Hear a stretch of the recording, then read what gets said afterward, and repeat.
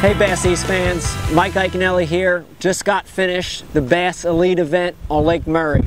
Let me tell you, super tough tournament. You know, it was tough for a lot of reasons. First thing, there's like 8 million boats out here fishing, all beating up the same stuff. Second reason, the water's clear. You know, the whole lower half of the lake is gin clear. But the biggest reason it was a tough week and it's a tough tournament is the blueback herring, you know, and the blueback have really changed the way that this lake fishes. And, you know, the challenge is to figure out how to make those fish bite, you know.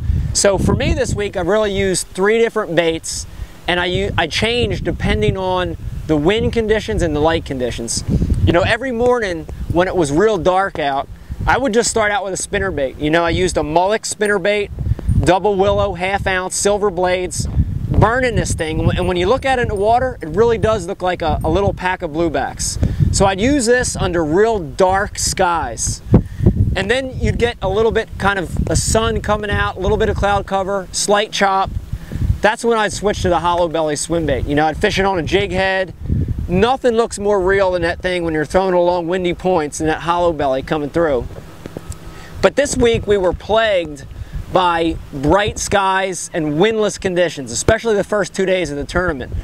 And for that situation, I went to an old standby, which is a soft plastic jerkbait. You know, a lot of guys throw these baits on herring lakes, and I did it too, but I did a little modification on the soft plastic jerkbait, and it's how I fished it. It's the tackle, the equipment I fished it on. Most guys fish these things on real heavy line, 15 or 20 pound tests on a bait caster. What I did this week is I fished it on a spinning rod. I used a 7-foot medium action Veritas spinning rod by Abu Garcia, a 30 Revo reel, Premier reel, and I loaded it up with braid. But not just any braid, I loaded it up with 10-pound spider wire Flora braid. And what this little light braid did, it allowed me to make really long casts, and that helps in that clear water. Also, if they came up schooling, I could reach them with that braid. But the biggest thing this Flora braid did for me is that this braid sinks. No other braid on the market sinks, but Flora braid does.